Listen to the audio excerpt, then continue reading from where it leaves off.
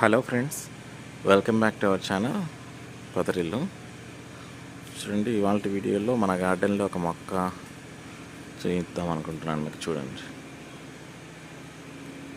ఇదేనండి ఆ చెట్టు. ఇదే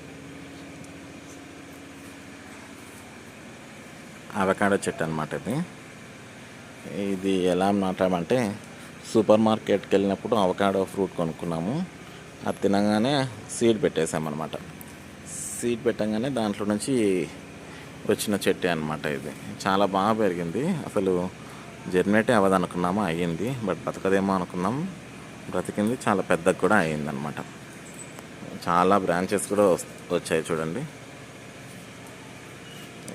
లీవ్ చూడండి ఎంత పెద్దగా ఉంటుందో. చాలా పొడవుగా ఉంటుంది ఆకు. చూడండి ఎంత పొడవు ఉంటుందో ఒక ఆకు. చాలా గ్రీనిష్గా ఉంటుంది. ఇగుళ్ళు కూడా చాలా ఎక్కువ వస్తాయి అన్నమాట. కొమ్మలు చూడండి ఎలా వచ్చాయో. సమ్మర్ వస్తే వాడిపోతాయి అన్నమాట. ఎదుగు వాడిపోయిన ఆకులన్నీ ఇలా తెంపేశాను.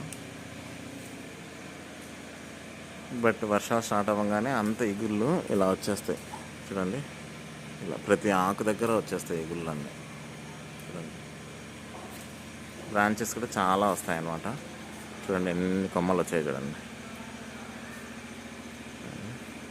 చాలా బాగా పెరుగుతుంది. బట్ ఇది ఫ్రూటింగ్ రావాలంటే బాగానే టైం పడుతుంది అనుకుంటా. ఒక 5-6 ఇయర్స్ మేబీ అవ్వచ్చేమో అనుకుంటున్నాను.